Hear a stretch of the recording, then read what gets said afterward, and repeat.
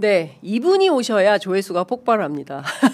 특종기계, 예, 김종대 전 의원 모셨습니다. 어서 오십시오. 네, 특종은 옛말이고 네. 이제는 통합과 또 이제 어떤 성숙을 위한 회복을 위한 시간으로 예. 제 스타일을 바꾸고자 합니다. 네. 의원님답지 않으세요. 아 그래요? 예, 의원님은 세게 네, 그래? 뭔가 역할을 하시는 거지. 예, 뭐 화합, 통합보다는 네. 뭐 그것도 중요하니까. 네. 뭐 지금부터 종대 타임 막 이렇게 사람들이 매불쇼 오셨어 매불쇼. 예. 자 이번에 어쨌든 추가로 내각 인선이 쭉 발표가 되고 있습니다. 예. 5.16 군사 쿠데타 이후에 최초로 민간인 출신 국방부 장관 안규백 의원이 임명됐어요. 어떻게 보셨어요? 우선 김병주 의원하고 치열한 경합이었습니다. 아 그래요? 네. 그런데 이제 원래는 김병주 의원이 육사 출신이 가서 내란 세력을 정리하고 그 다음에 문민 장관으로 가면은 아주 환상적인 프로세스 아니냐. 예. 이래가지고 굉장히 희망을 했거든요. 네. 그런데 대선 중에 어디 유세장에서 이재명 후보가 이제 문민 장관 할 때 된 거 아닙니까? 이래버린 거야. 질러버렸네. 네. 그러니까 안규백 의원이 상대적으로 떴어요. 이러는데 이건 대통령의 문민 장관에 대한 각별한 뜻이다. 그런 만큼 참 5.16 이후에 64년 만에 대통령 의지가 실린 장관이기 때문에 나는 안규백 의원이 이거 국방장관 지내고 대선 후보 되는 거 아닌가 싶을 정도로 그럴 정도로 이거는 기념비적인 사건이에요. 기념비적인 사건이다. 근데 문제가 좀 있어요. 어떤 또? 안규백 의원이 좀 물러터져요 사람이. 같이 해보셨잖아요 국방위원회. 이분이 선비라고. 선비. 사람이 좋은데 개혁을 하려면 성질이 좀 더러워야 되거든. 그래서 권영국 후보자가 새 정부 국방부 장관으로 김종대 뭐 승질이 더러운. 왜냐하면은 저는 그냥 뭐 해야 될 때는 그냥 질러 엎어버려. 그리고 자빠져버려 그냥. 안에 이거 안 하면 안 된다. 안 돼. 근데 이제 안규백 의원은 선비거든. 그래서 아마 우산을 넓게 펴실 거예요. 우산을. 이게 내란 종식은 두 가지 측면이 있는데 책임자가 제대로 처벌받아야 된다는 것과 그다음에 본의 아니게 출동했던 계엄군이 그들도 피해 의식을 강하게 갖고 있기 때문에 그렇습니다. 회복시켜야 된다는 양면성이 있는 문제입니다. 특히 1,000명이 넘는 1,040명 가량이 트라우마 치료를 받았고, 아이고야. 70명이 그 중에서 관심이 요구되는 상황이고, 3명은 응급 조치가 필요한 상황이었고, 근데 참 여기서 우리가 이 놀라운 대목은 이거예요. 출동했던 계엄군보다 가족 트라우마가 심해요. 아 그래요? 그래서 용인이나 수원에 생활정신건강센터가 있다고. 거기에서 지금 계엄군 가족 치료를 하고 있어요. 그러니까 상당히 우리 아빠가 치료. 우리 남편이 계엄군이요? 저 화면에 나갔다고 이거에 그냥 무너져 버린 거죠. 그러니까 국민들이나 계엄군이나 난 다 같은 피해자라고 보고.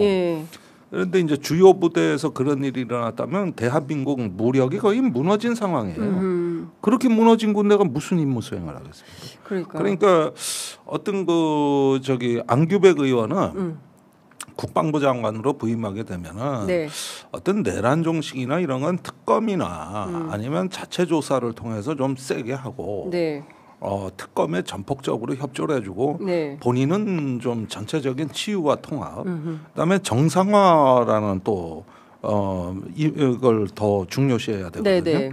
이걸 통해서 60년간 군인이 했던 국방부와 다르게 이제는 민간인 국방장관의 면모와 품격을 잘 세워놔야 그래서 뭔가 이런 느낌이 다르구나. 민간인 출신이니까 그래야 그 다르네. 다음에 이렇게 경지 정리를 잘 해놓으면 내가 가서 김종대가 가서 뭘 좀 하지. 여기서 그런 평가를 못 받으면 도루묵이 된다고. 또 군 출신 시대가 오니까 어떻게든 성공해야 되는 거죠.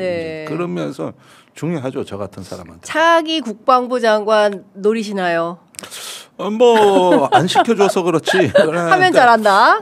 그런데 뭐 사실 그런 건 노린다 뭔다보다도 네.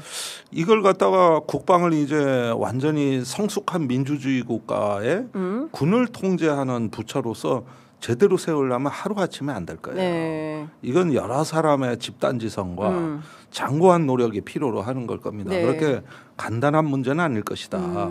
그런 만큼 제대로 문민 장관의 위신과 품격을 세워놓으면 네. 또 다른 누군가가 이렇게 만들어 나가는 과정이다. 이렇게 이해하면 되겠죠. 대한민국에서 사실은 국방부는 다 육사가 해먹는 구조 아니었습니까? 네. 근데 이번에 저도 처음 알게 됐는데 안규백 의원이 방위 출신. 네. 근데 차관은 또 장군 출신이라서 네, 괜찮아요? 네, 그 군대 있을 때 쳐다도 못 본 계급이거든. 그런데 네. 차관 인사도 됐어요. 그래서 제가 보기에는 좀 개혁팀을 좀 인류 혁신팀으로 제대로 만들어서 인류 혁신팀. 네. 장관을 이게 서포트할 수 있게 이렇게 어떤 정책과 군사 양쪽에서 네네. 센 사람들을 좀 옆에 붙여야 되겠다. 네네. 그런 생각이 좀 들어요. 왜냐하면은 이 양반이 물러터져요. 근데 저는 궁금한 게 지금 하나회, 뭐 알짜회, 군의 이제 일종의 사조직 같은 것들이 계속 문제가 됐던 거 아니까 이번에는 뭐예요? 용연파. 네.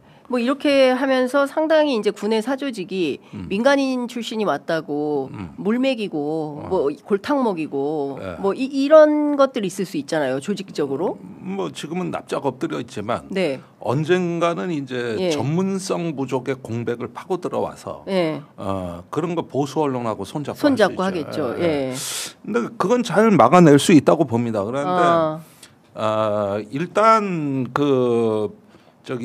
절제된 무력, 뭔가 뭘 과시하고 맨날 퍼레이드라고 북한에 뭘 날려보내고 네네. 이렇게 해가지고 근질근질하게 뭘 자꾸 보여주고 싶어하는 무력이 아니라 무력은 절제됐을 때 더 강하다. 네. 그 다음에 엘리트 파벌주의, 육사의 어떤 엘리트주의와 선민 의식을 바탕으로 한 파벌의 출현이 12.12, 5.16 뭐 이런 어떤 그 배경이 됐다는 거를 직시하고 이제는 어떤 그 공정, 혁신 그러면서 어떤 그 이제 인구 절벽 시대에 맞게 이런 기존의 엘리트 파벌을 해체해 나가는 이런 작업까지 밀어올고 나가야 되는데 얼마나 이게 지난한 작업이겠습니까? 그런 것들까지 할 수 있는 탄탄한 개혁 그룹들을 만들어 나가면 가능한 일이라고 봐요. 그러니까 일단 그 검찰 같은 경우에는 특수통 중심으로 해서 있는 이제 이런 검찰 해체 작업이 필요하다면 군 안에 있는 엘리트 파벌 육사 중심으로 있는 그렇죠. 뭐 이런 것들을 다 해체시켜 버리는 이런 게 굉장히 중요하다. 해체하고 개방하고 민주화하고. 해체 개방 민주화. 이렇게 하면은 오히려 군은 더 좋아지는 거거든요. 오히려 군인들이 트라우마 치료를 1,000명씩 받고 있는 군대가 세상에. 무슨 군대입니까? 그러게요. 이미 무너진 군대지. 그 육사 파벌들이 만들어 놓은 현상 아닙니까? 그러니까요. 그러니까 그 주체를 해체하고 이제는 국민들한테 군을 되돌려준다. 이런 생각을 가지면은 이게 다 회복이 되는데 안 그러고 안에서만 지금 통제하고 이런 어떤 것들을 과감하게 어떤 변혁을 주창해 나가는 하나의 어떤 민간의 정치 리더십이 결국은 군을 살릴 것이다. 그렇군요.